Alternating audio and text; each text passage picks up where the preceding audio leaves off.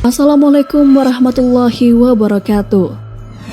Sebagai negara dengan populasi umat Islam terbesar di dunia, tentu saja Indonesia memiliki banyak sekali bangunan masjid yang tersebar dari Sabang sampai Merauke. Bentuk desain sampai cerita dari setiap masjid yang didirikan juga bermacam-macam. Ada yang memiliki keindahan yang banyak mengundang kagum, tidak hanya orang lokal saja, melainkan juga sampai terdengar ke luar negeri. Bahkan ada cerita-cerita gaib yang menyelimutinya. Tidak sedikit dari masyarakat Indonesia yang mengait-kaitkan cerita gaib masjid yang bersangkutan dengan kisah mistis atau bahkan mengkeramatkannya. Nah, berikut masjid yang memiliki kisah misterius di Indonesia. Masjid Agung Waluyo, Kota Bau-Bau. Jika Anda berasal dari Sulawesi Tenggara, tepatnya Kota Bau-Bau, tentunya pernah mendengar cerita tentang sebuah masjid yang memiliki pintu akses langsung menuju Makkah, bukan? Masjid yang dimaksud adalah Masjid Agung Waluyo atau Masjid Agung Keraton Buton yang sudah cukup berumur, dengan arsitektur menawan dan tak kalah indah jika dibandingkan dengan Masjid Istiqlal di Jakarta.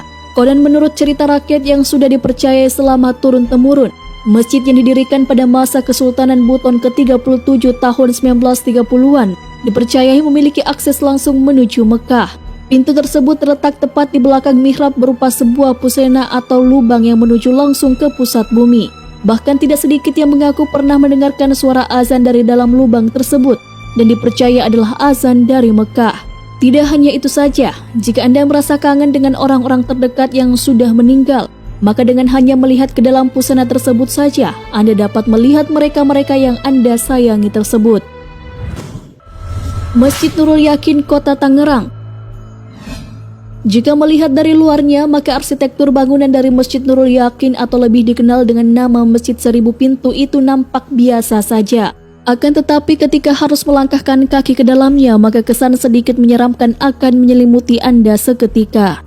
Dikatakan sebagai masjid yang memiliki pintu berjumlah 1000 karena memang ada banyak pintu yang menjadi pembatas ruangan dan tidak memiliki penerangan yang layak. Oleh karenanya kesan gloomy, kelam, gelap dan menyeramkan menyeruak seketika ketika berjalan menelusuri setiap pintu yang ada di dalam masjid ini. Secara sekilas, arsitektur dari masjid yang termasuk dalam satu masjid terunik di Indonesia ini terlihat bukan seperti bangunan religi, justru lebih seperti sebuah benteng yang beberapa bagian di dalamnya memiliki langit-langit rendah dan lantai dari tanah lembab. Hawa mistis tidak hanya disebabkan karena gelapnya setiap lorong yang ada di samping-sampingnya berjajar banyak pintu itu saja. Ada sebuah ruangan yang di dalamnya terdapat makam dan satu tasbih berukuran raksasa. Sayangnya banyak orang yang justru tidak ingin memberitahukan informasi terkait masjid yang terletak di Kampung Bayur, Kelurahan Periuk Jaya, Kecamatan Periuk, Kota Tangerang tersebut ke orang luar daerah. Masjid Jami' Baitur Rahmah Al-Bonang, Kabupaten Bangkalan. Selain ke-9 sunan yang terkenal di tanah air, ada sunan-sunan lain yang tidak sedikit diantaranya kurang begitu terkenal namanya. Salah satunya adalah Sunan Maneron. Dia adalah salah seorang murid dari Sunan Bonang yang juga dijuluki Imam Tendo. Imam Tendo datang ke Kabupaten Bangkalan untuk mengajak masyarakat sekitar untuk memeluk agama Islam atau menjadi Muslim. Dia memperkenalkan semua rukun Islam beserta semua hukum atau peraturan yang termuat, sekaligus mendirikan sebuah masjid yang dapat digunakan oleh masyarakat sekitar untuk beribadah. Setelah meninggal dunia, warga sekitar menjuluki Imam Tendo dengan nama Sunan Maneron karena dia lebih terfokus pada penyebaran di Desa Maneron, Kecamatan 10 Kabupaten Bangkalan, Madura. Dikarenakan jasanya, maka warga sekitar tetap menjaga peninggalan Sunan Maneron, yaitu masjid tersebut. Jika Anda berkunjung ke masjid ini, maka akan menemukan sebuah gentong berukuran besar yang ditanam di lantai masjid. Di dalam gentong yang terletak di bagian terasan masjid sebelah utara tersebut terdapat air yang selalu diminum peziarah karena dipercaya dapat menyegarkan tubuh dan menjaga keselamatan diri. Tidak hanya itu saja, air dalam gentong tersebut juga sering digunakan warga untuk mencari kebenaran antara dua pihak yang berselisih dengan cara meminumnya.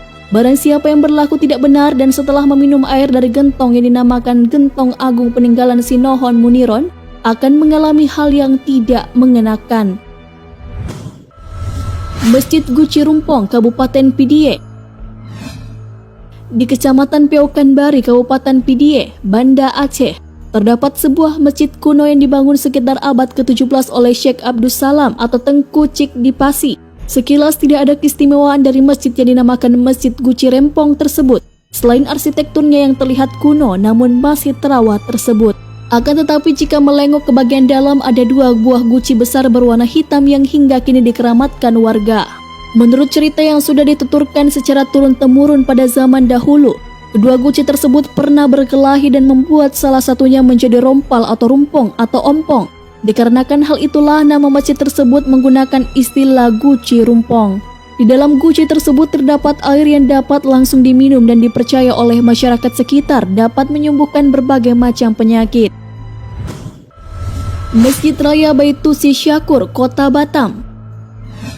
Di Kepulauan Riau, tepatnya di Kota Batam, ada sebuah masjid yang kabarnya dibangun sekitar tahun 1980-an silam. Masjid yang terletak di wilayah area Tanjung Uma tersebut memiliki sebuah cerita yang sampai sekarang belum terpecahkan, yaitu terdapatnya 7 makam kuno yang tidak diketahui identitas dari pembuatnya, sampai dengan siapa yang dikuburkan di makam tersebut. Selain tidak berstatus, ke-7 makam tersebut juga memiliki cerita mistis yang beredar dari mulut ke mulut, yaitu tidak dapat dipindahkan.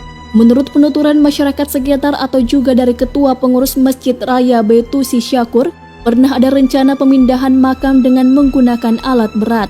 Uniknya ketika sudah mendekati makam, peralatan untuk memindahkannya itu selalu mati dan tidak dapat digunakan. Diperkirakan bahwa orang-orang dikuburkan di 7 makam tersebut adalah pendiri dari Kampung Tua Tanjung Uma, yang salah satunya adalah berasal dari suku Bugis Melayu bernama Syekh Abdullah Syukur atau ada yang menyebutnya dengan nama Syekh Abu Bakar. Setiap bulan Ramadan dan 1 Muharram, tidak hanya masyarakat sekitar atau orang Indonesia saja yang datang berziarah, melainkan ada juga orang yang berasal dari Singapura dan Malaysia. Masjid Tiban, Masjid Chin, Kabupaten Malang.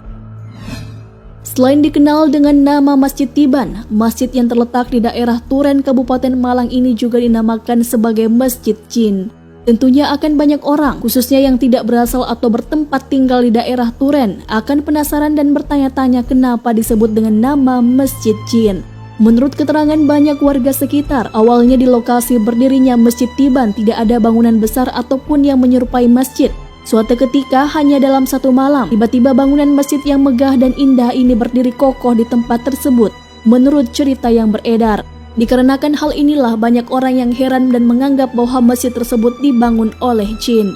Selain besar dan megah, keindahan pada arsitektur dan interiornya juga tidak kalah mempesona dibandingkan dengan masjid-masjid lain di Indonesia. Selain sebagai masjid, kini Masjid Tiban juga digunakan sebagai pondok pesantren dengan nama Pondok Pesantren Salafiyah Biharu Bahri Asali Fadlailir Rahmah. Dikarenakan terlalu panjang, maka nama tersebut disingkat dengan nama Fadilah Rahmat. Namun sedikit demi sedikit keberadaan Masjid Tiban ini adalah hasil hibah dari seorang warga lokal yang tidak ingin namanya dipublikasikan dan menanggung semua biaya pembuatan masjidnya. Hal tersebut dapat dibuktikan dengan keberadaan beberapa dokumentasi pembangunan Masjid Tiban. Memang selain di dunia nyata, ada pula dunia gaib yang juga hidup berdampingan. Akan tetapi bukan berarti manusia harus mengkeramatkan sesuatu atau sebuah tempat, apalagi meminta bantuannya. Karena pada dasarnya semua bantuan berasal dan hanya dapat dipanjatkan kepada Tuhan yang Maha Esa saja. Wallahu a'lam bishawab.